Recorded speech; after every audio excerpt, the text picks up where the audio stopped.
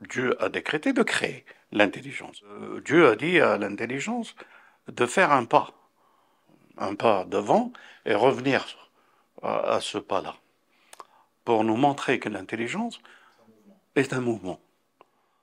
On dirait que les enjeux de tout cet univers est un choix que Dieu a fait, qu'il a inspiré et qui lui a donné une dimension.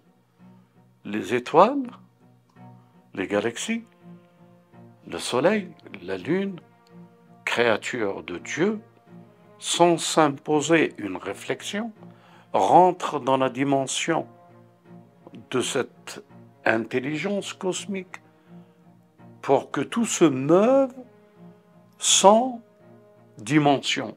Et c'est pas facile à comprendre.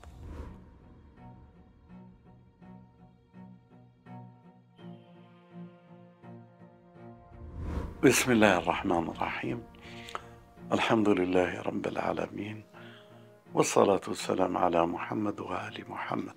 Le sujet aujourd'hui que je voudrais partager avec les croyants et les croyantes et ceux qui sont à la recherche d'une réflexion et de les élever à un débat et à une hauteur de vision, d'élever les débats et non pas de les rabaisser et de rendre l'inaccessible par des truchements de valeurs et des détournements.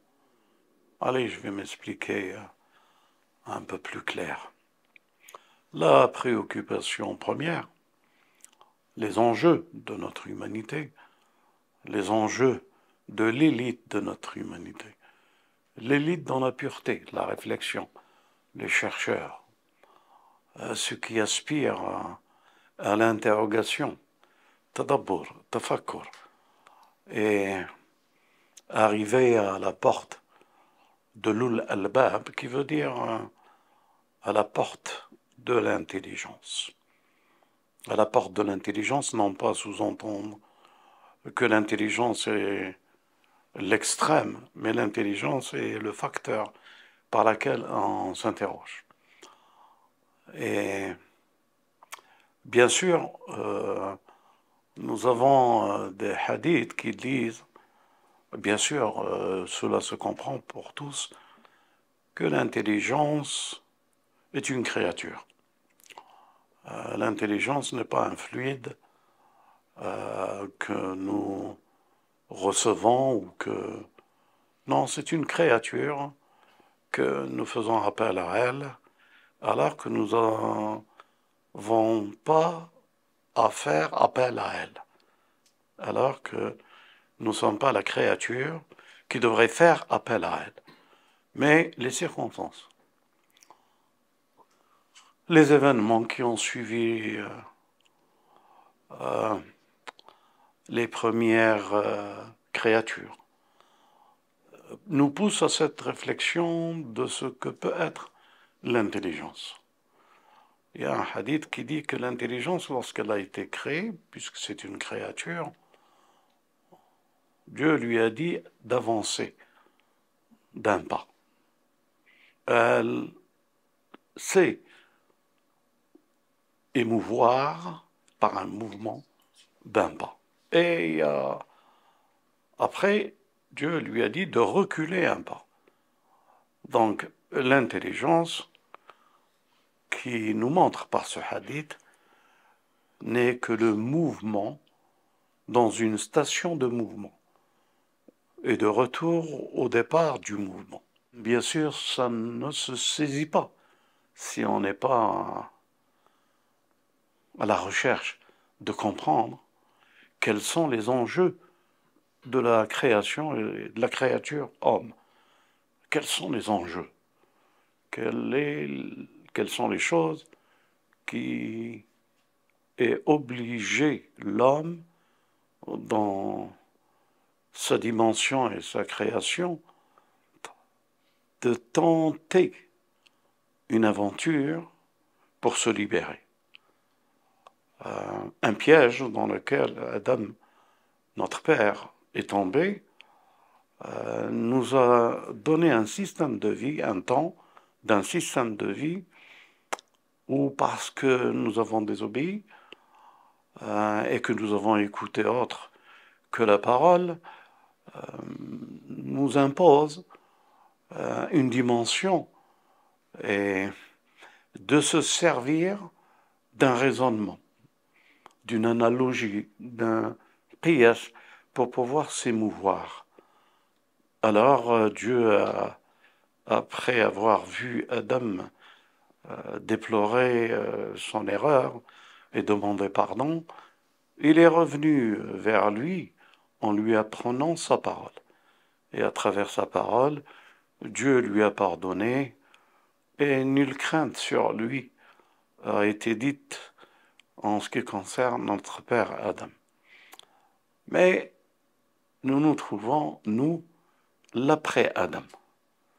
Et l'après-Adam, il est terrible de constater que le mouvement doit impérativement faire partie de notre vie, la recherche, la quête et le mouvement. Et dans cette recherche et dans cette quête, ce mouvement devient prévisible parce que c'est la voie par laquelle on est rentré dans la réflexion et à la recherche d'une intelligence qui pourra nous libérer ou qui pourra nous satisfaire ou nous répondre à ce qui est possible de réaliser, ce qui est possible d'arriver à ce que Dieu aurait aimé que nous arrivions avec le choix et l'analogie et la réflexion. Donc, un système qui n'était pas apparemment pourvu dans la créature de l'homme lui fait imposer après sa chute. Et après sa chute, nous sommes pleinement devant des situations à laquelle nous devons y participer. Et dans cette participation de recherche, de qiyas, d'analogie, nous développons un parcours qui nous laisse toujours perplexes. Est-ce que c'est le bon choix? Est-ce que c'est le bon choix dans le temps de ce choix? Ou est-ce que c'est le bon choix dans le temps en dehors du temps? Et que ce choix ne peut pas évoluer. Donc les choix qui n'évoluent pas, qui se prend avec courage dans des instants que Dieu pourvoit pour nous dans notre vie, ces choix sont de deux types. Le choix où c'est un choix inspiré, c'est Dieu qui nous le dit, ou c'est un choix que nous cherchons et que nous réalisons à travers une âme que nous avons et que nous la satisfaisons par ces choix, ou c'est un choix calqué sur le désir et l'amour de Dieu pour le choix qu'il a. Et dans le désir et l'amour du choix que Dieu a, il a choisi, lui, des êtres de lumière, des prophètes, des personnes élevées à la dignité d'être le choix sans détournement de ce qu'il aurait aimé que nous soyons si nous nous approchions d'eux. Et de ce fait, il existe des hommes et des femmes préférés par Dieu, et qu'il incombe à toute l'humanité d'adhérer à ce choix et ce désir de Dieu pour de telles personnes. Le Messie, par exemple, un choix de Dieu, une parole qui a fait naître dans sa mère, Maryam, alayhi salam, n'est pas un choix calculé, calculable par nous voulons et nous aurons, mais c'est un choix qui s'impose par un esprit saint. Donc, les choses ont l'air d'être programmées, d'être destinées à ce que, dans le choix de ce qui nous perturbe, nous avons le choix de Dieu qui est clair, mais que obscurci par une âme personnelle. Et parce que notre âme devient une âme de désir et personnelle, nous fait oublier qu'il existe l'âme que Dieu a choisie, qu'il a inspirée, qu'il a guidée et qui lui a donné le destin d'une éternité et d'un privilège qu'on appelle le choix de Dieu et de la proximité. De Dieu dans sa proximité. Les enjeux, c'est quoi?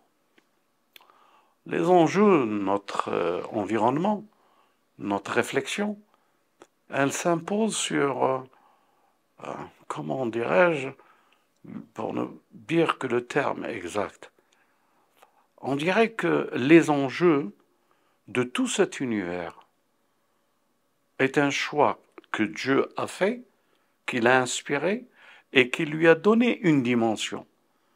Les étoiles, les galaxies, le soleil, la lune, créatures de Dieu, sans s'imposer une réflexion, rentrent dans la dimension de cette intelligence cosmique pour que tout se meuve sans dimension. Et c'est pas facile à comprendre. Un soleil qui tourne, il a une dimension et il est en mouvement, mais il est statique. Il est en mouvement sans mouvement. C'est-à-dire, il n'est pas en mouvement en dehors du mouvement. Et ce qui est pas en dehors du mouvement devient une créature qui est sous l'autorité d'un mouvement qui n'est pas son propre mouvement. Et tous les enjeux sont là, et je m'expliquerai dans mon interrogation ouverte. La réflexion, les enjeux reviennent à dire et à penser que nous sommes dans un monde qui apparemment a séduit les anges et a séduit Iblis, mais les anges par une réflexion. Pourquoi une autre intelligence? Pourquoi créer quelqu'un d'autre alors que nous, tu nous as appris, on a appris, on sait, on a le savoir d'un dhikr, d'un mouvement perpétuel de prière et que la création tout entière, dans ce qu'elle existe, par l'intelligible de ce que tu leur as donné, sont en mouvement d'adoration. Et de ce fait, ils ne comprennent pas les enjeux d'une autre intelligence. Et pour eux, le souci, c'est quoi cette intelligence qui peut venir en plus, surtout si elle est libre de commettre des désordres, le sang, la corruption. Quelle définition de réflexion pour elle-même, je dis la créature homme ou la créature jeune, a pourvu pour elle-même une telle liberté en dehors du dhikr et en dehors de l'adoration, qui sont les moyens que Dieu a donnés dans la plus grande grandeur de lumière, intelligence, de cette adoration. Ainsi, ils n'ont pas compris les enjeux. Et c'est ces enjeux-là que les anges n'ont pas compris. Les enjeux d'Iblis, qui n'a pas compris non plus la valeur des choses inertes par rapport à la valeur d'une portée de lumière. Donc, la valeur d'une portée de lumière, intelligemment, correspond à une plus grande autorité que la valeur d'une terre inerte. Et de ce fait, il n'a pas compris non plus les enjeux. Et là, nous sommes arrivés à l'homme créature, l'homme recevant de Dieu toute nourriture, mais lui interdisant qu'un dilemme dans cette nourriture, un arbre. Et l'homme, sachant qui ne doit pas s'approcher de cette table, on s'est servi de ce qu'il pouvait être de cette intelligence homme, de pouvoir avoir le choix de toucher ou de manger de ce fruit, parce qu'on lui a interdit uniquement s'il le mangeait pour l'éternité et l'angélisme. Donc là aussi, la réflexion de l'homme sur la créature, sur la création, et quels sont les enjeux lorsqu'on met paramètres à côté, intelligence. Lorsqu'on met paramètres à côté, réflexion. Donc, Dieu inspire, Dieu développe, Dieu ouha un livre, il a révélé un livre, il a envoyé des prophètes pour dire les enjeux qui ne doivent pas sortir des signes de la révélation. Là, c'est les enjeux. Le reste n'est qu'un parcours en dehors des enjeux. Alors pour nous aujourd'hui, les frères, les sœurs, quels sont les enjeux dans la réflexion de la création de cet univers? Le parcours que nous avons, la découverte que nous avons, la vision du regard que nous portons sur les choses, puisque prime à tout, on a l'impression, que Dieu me pardonne de le dire de cette manière-là, Dieu est l'intelligence suprême, alors qu'il est le créateur de l'intelligence. Il n'a rien à voir avec ça. Dieu est le créateur de l'intelligence, et de cette intelligence, il fait des enjeux. Il a fait les enjeux qui sont une vérité, et non pas un jeu. Il en fait des enjeux pour les doués de sens, et ceux qu'ils auraient choisi, ceux qui l'auraient choisi, il leur fait abstraction de l'intelligence, puisqu'ils deviennent un décret, saisissez bien, puisque l'intelligence est remplacée par une âme pacifiée, par un décret, et c'est ce décret qui est les enjeux beaucoup plus que l'intelligence, puisque c'est le décret qui est le créateur. L'amr. On te demandera qu'est-ce que c'est que l'esprit. L'esprit n'est qu'un décret de Dieu. C'est-à-dire que rien ne se fait, ni par l'intelligence, ni par, que par lui, par un décret. Donc ce qu'il décide sont les enjeux de la réflexion. Lorsque le sujet était entre Jésus, est-ce que c'est toi qui leur as dit que tu as créé le vivant, le mort, etc. Il dit non, je ne sais pas moi ce qui est dans ton âme, et tu sais ce qui est dans le mien. L'âme est le décret de Dieu.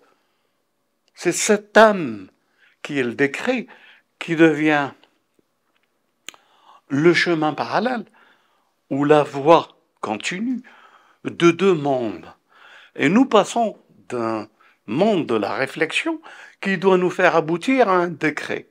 Et si nous arrivons à un décret, alors qui sommes-nous? Nous ne sommes qu'un décret qui doit être le décret de Dieu, de ce qu'il a choisi comme prophète, ses bien-aimés, comme imam.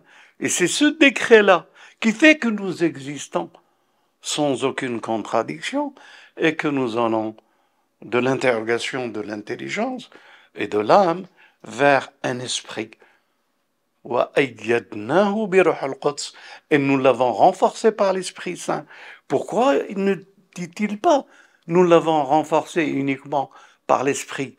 Parce que l'Esprit Saint, et non pas uniquement l'Esprit Saint ne peut pas regarder autre chose que ce qui est saint.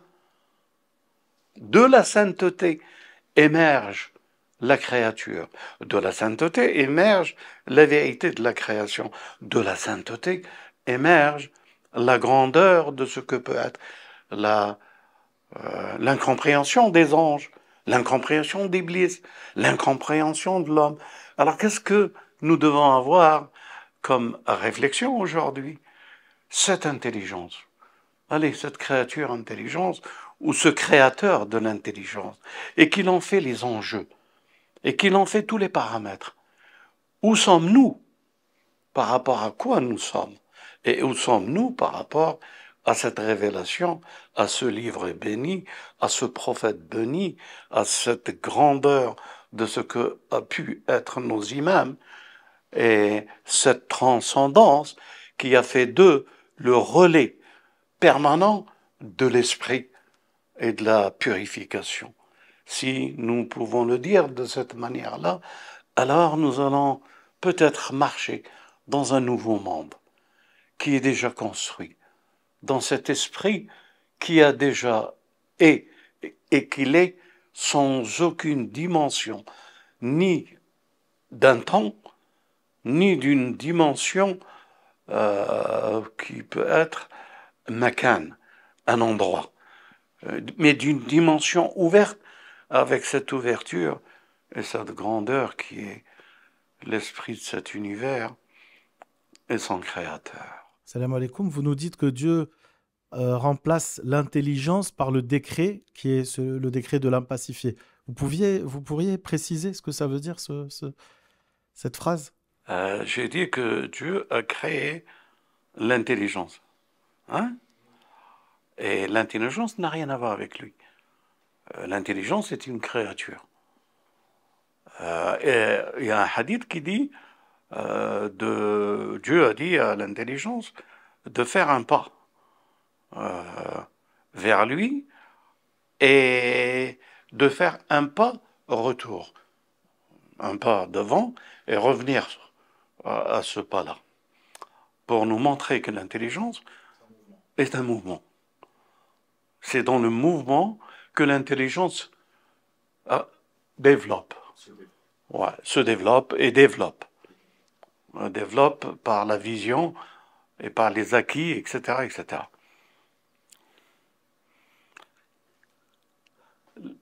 L'interrogation la plus extraordinaire, c'est que il a décrété, Dieu a décrété de créer l'intelligence. C'est par le chemin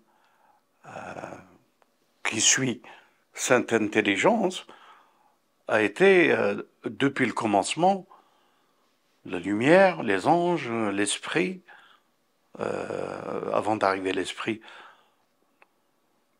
le djinn, l'homme, et les enjeux apparaissaient, étaient l'intelligence. C'était les enjeux, cela apparaissait. Mais nous oublions le père de l'intelligence. Nous oublions le père de toute créature. Le père, le créateur de toute créature. Nous oublions qu'il crée à la dimension, quand il crée, à la dimension de la force de sa créature. Et comment vous le dire? Dieu a créé l'esprit, Ruh. Et c'était une curiosité pour le monde arabe, pour le monde juif, pour le monde chrétien, pour le monde de la spiritualité. Mais qu'est-ce que c'est que l'esprit? Sa définition? Est-ce que l'esprit, cela corrobore qu'une présence, corrobore une dimension d'une personne sans la personne? Pour toutes les religions, pour les musulmans y compris. Et quelle signification nous pouvons avoir dans la démarche de l'esprit? Alors, l'esprit, est-ce que c'est une parole? Et la chose la plus étonnante, Dieu a créé et il a mis sa parole dans Marie et qu'il a donné le Messie. Jésus, fils de Marie, Isa ibn Maryam. Et Dieu dit, nous l'avons renforcé par l'Esprit. Et encore plus par l'Esprit Saint, Ruh al-Quds. Alors, il faut bien saisir que nous sommes dans une assemblée. Cette assemblée, il y a l'intelligence, il y a les anges, il y a l'esprit, il y a l'homme, il y a ce regard que chacun porte sur l'autre en pensant que c'est peut-être l'autre. La dimension pour laquelle nous sommes unis, c'est celui-là. Et celui-là pense celui-là de l'autre. Si nous rassemblons la réflexion et en lui donnant une entité. Et cette entité, à la recherche d'elle-même, est-ce que quand on est ensemble, si on est ensemble, notre préoccupation, c'est comment intelligemment, nous serons ou nous sommes les personnes dans la proximité de Dieu. Ou celui-là, il est doté de quelque chose qui fait de lui. Alors Dieu nous a rassemblés, comme par exemple les Qadr. Il nous rassemble tous. Et la clé se trouve là.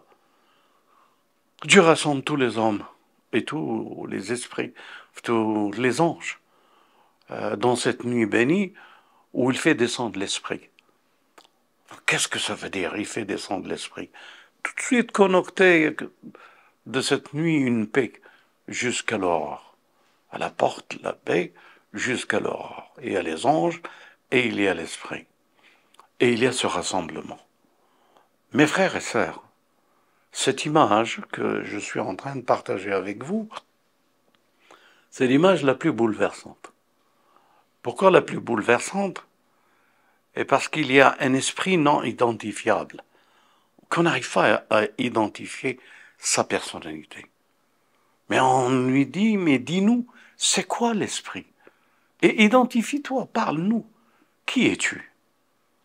Voilà comment la réflexion, qui es-tu dans l'affection et la grandeur de cette affection que nous devons avoir pour toi. C'est pas qui es-tu par rapport à nous, non.